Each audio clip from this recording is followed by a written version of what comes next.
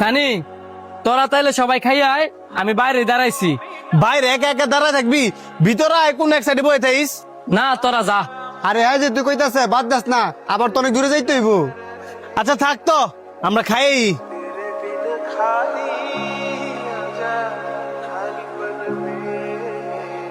কিরে টাইম তো শর্ট, ইফতারি কি এন্ট্রি করে লবি না সামনে তো করবি? আর সামনে তো করে লইব না, যাবো আমরা আবার ওই সিলেট। যদি আমার রাস্তা আজান দিয়ে লাই, রাস্তা তুই যাতান দিয়ে এলাই, গাড়িতে পানি গায়ে রোজা ভাঙ্গে লাইব না। আরে আর 10-20 মিনিট লাগে কি হইব? ইফতারিটা হ্যাঁ এন্ট্রি করে লোক। এখন আমরা সবাই যদি রোজা রাখতাম, ইফতারি কেনতে করলাম হইলে না? আরে যাওয়ার যেহেতু সমস্যা হইব, রাস্তা দিয়ে করে লো মনে আয় সবাই গাড়ি তুল। তুই বেশি কথা কস, এন্ট্রি ইফতারি করে লো। রাগারাগি করার দরকার নাই। হ্যাঁ যে তুই কইতাছে এনতে ইফতারিটা কইরা লো। আয় তো।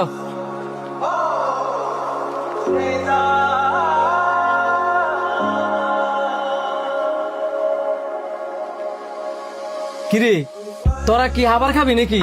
হ, তোর লগে বই আবার আমরা ইফতারি করবো, আঙ্গতে টিয়া বেশি হয়ে গেছে গা। তোর কথা তো আমি কিছুই বুঝতেছি না। আরে বেটা আমরা কেউই খাইছি না, আত্মুখ দিয়ে বের হয়ে গেছি গা।